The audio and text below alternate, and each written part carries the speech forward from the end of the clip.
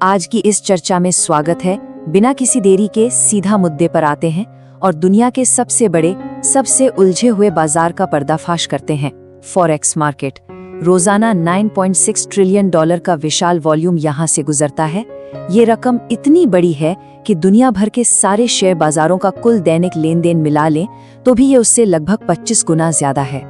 लेकिन इस विशाल महासागर के भीतर रिटेल ट्रेडर्स की दुनिया बिल्कुल अलग तरीके से काम करती है। तो आइए पर्दे के पीछे झांकते हैं और समझते हैं कि असल में ये पूरा सिस्टम कैसे चलता है। अब एक बहुत ही बुनियादी सवाल जो हर किसी के दिमाग में आता है, जब स्क्रीन पर बाय या सेल बटन क्लिक होता है तो वो ट्रेड आखिर जाता कहाँ है? एक बहुत बड़ा मिथक है, एक भ्रम कह लीजिए, कि वो सीधा ग्लोबल इंटरबैंक मार्केट में जा रहा है।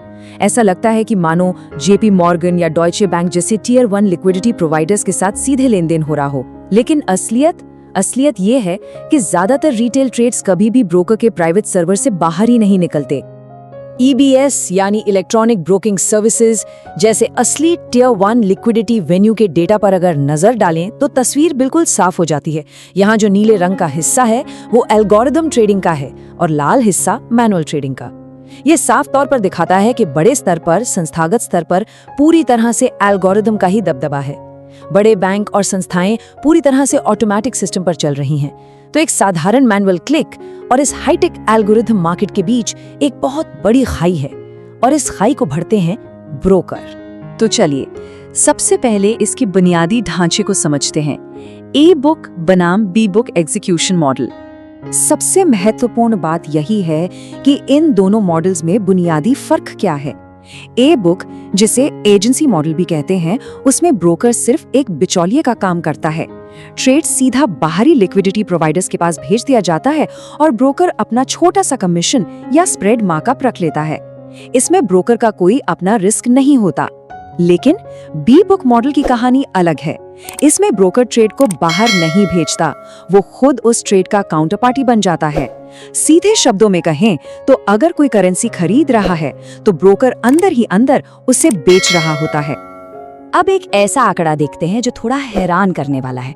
70% से 80%। इंडस्ट्री का डेटा लगातार ये साबित करता है कि 70 से 80% रिटेल फॉरेक्स अकाउंट्स नुकसान में ही रहते हैं। और यही वो कड़वा सच है जो बताता है कि ब्रोकरों के लिए बी बुक मॉडल इतना ज्यादा फायदेमंद क्यों है। जब गणित के हिसाब से ज्यादातर ट्रेड्स हारने ही वाले हैं तो ब्रोकर उन ट्रेड्स को बाहर भेजने के बजाय अपने पास यानी बी बुक में रखकर उस नुकसान को अपने सीधे मुनाफे में बदल लेते हैं। अब देखते हैं कि आज के समय में ब्रोकर इन दोनों मॉडल्स का फायदा कैसे उठाते हैं। इसे कहते हैं हाइब्रिड ब्रोकर इंजन। इस हाइब्रिड मॉडल की जान है क्लाइंट प्रोफाइलिंग। मशीन लर्निंग और तेज एल्गोरिथम्स का इस्तेमाल करके ब्रोकर हर एक क्लाइंट के डेटा को खंगालते हैं। वो फ्लो को मुख्य रूप से 2 हिस्सों में बांटते हैं, शार्प और सॉफ्ट। शार्प फ्लो वो है जो लगातार मुनाफा कमा रहा है। ब्रोकर की नजर में ये एक टॉक्सिक या खतरनाक फ्लो है। और दूसरा है सॉफ्ट फ्लो। ये वो आम रिटेल फ्लो है जिसके हारने के चांसेस ज्यादा होते हैं। जीतने के रेट और ट्रेड को होल्ड करने के समय के आधार पर यह प्रोफाइलिंग पलक झपकते ही हो जाती है। इस हाइब्रिड राउटिंग लॉजिक के स्टेप्स को समझना बहुत दिलचस्प है। देखिए ये कैसे काम करता है। पहला कदम, ट्रेड लगाया जाता है। दूसरा कदम, एल्गोरिदम तुरंत उस ट्रेड के विन रेट और प्रोफाइल को जज करता है। तीसरा कदम, अगर वो फ्लो शार्प है यानी ब्रोकर को उससे नुकसान हो सकता है तो उसे तुरंत बाहर ए बुक में पास कर दिया जाता है। और चौथा कदम, अगर वो फ्लो सॉफ्ट है यानी उसमें हारने की गुंजाइश है तो ब्रोकर उसे शांति से अपने पास बी बुक में रख लेता है।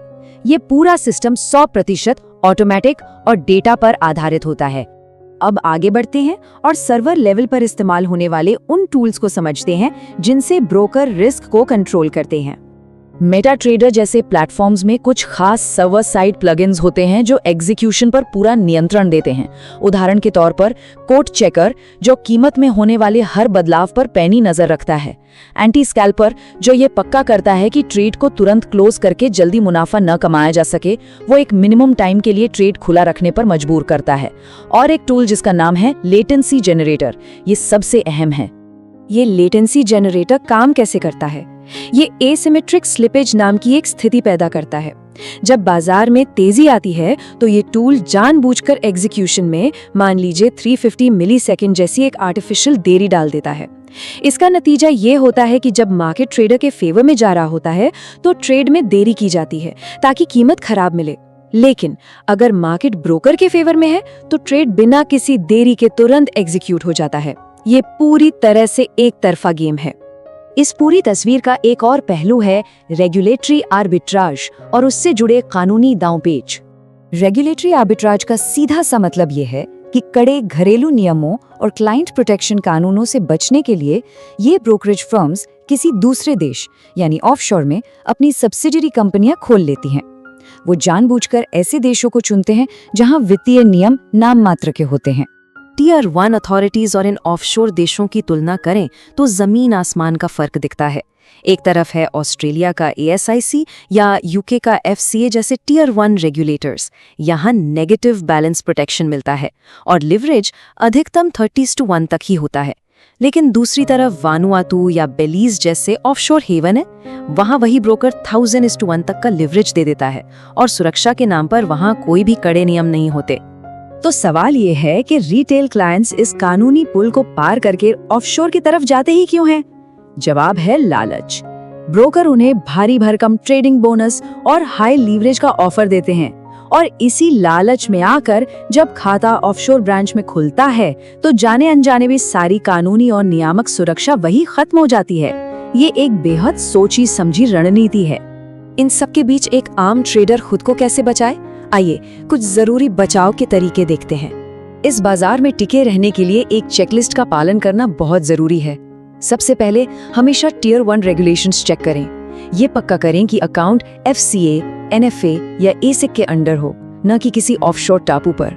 दूसरा, ब्रोकर से उनकी एग्जीक्यूशन रिपोर्ट और वॉल्यूम का ऑडिट जरूर मांगे।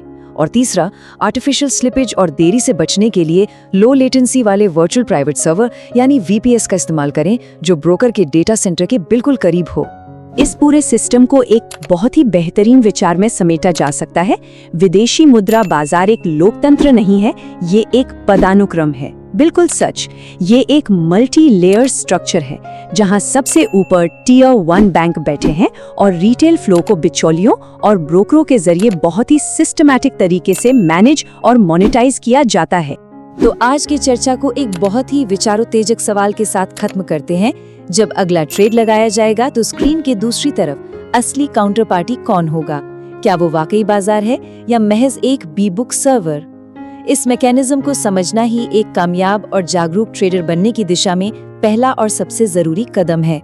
रियल मार्केट में कैसे ट्रेड करके मुनाफा कमाया जाता है, ये सीखने के लिए हमें संपर्क करें।